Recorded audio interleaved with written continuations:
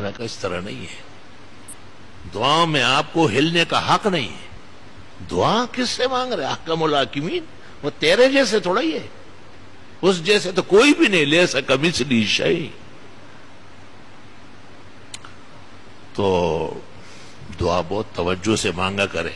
ہاتھ نہ بالکل کھلے ہوئے ہو نہ بالکل بند ہو. عالمگیری میں لکھا ہے معمولی سا فاصلہ رکھے، نہ بہت اٹھائے نہ بہت بٹھائے، سینے کے سیدھ میں ٹھیک ہے. اور حدیث میں دعا ایسی مانگو جیسے آپ ہتھیلیوں سے کوئی چیز مانگ رہے ہیں.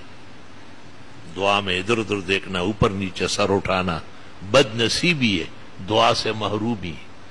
دعا کو اللہم صلی سے شروع کرنا نبی نے منع کیا ہے، خلاف سنت اور دعا مردود ہونے کی علامت ہے.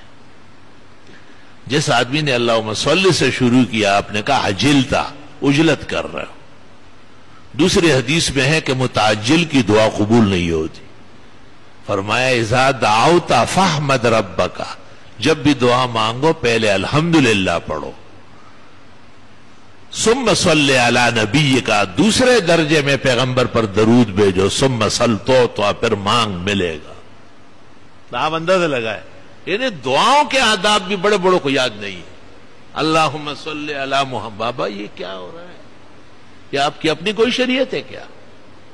یہ ترمذی بخاری اور مسلم کے بعد اہم مہم کتاب ہے دعوات الکبیر میں 4 حدیثیں، چاروں میں پیغمبر نے منع کیا کہ درود شریف سے آپ نیک عمل شروع نہیں کر سکتے. کسی بھی وظیفے کے بارے میں یہ کہنا اول و آخر درود، سری دروغ، غلط، فوش، غلط، پیغمبرانہ خلاف ورزی. اول الحمدللہ، سبحان اللہ، التحیات للہ، اللہ اکبر. کوئی بھی کلمہ مدح الہی پر دلالت ہو وہ حکم الحمدللہ میں. شکر کرو کہ مرنے سے پہلے پتہ چلا، ورنہ لحد میں اتر جاتے ہو منکر نگی ڈنڈے سوٹے دکھاتے کہ آج تک تو نے انسانوں والی دعا بھی نہیں مانگی.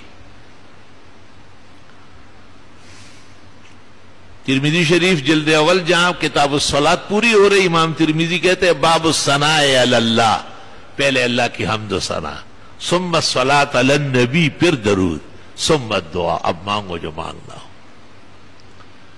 اللہ تعالی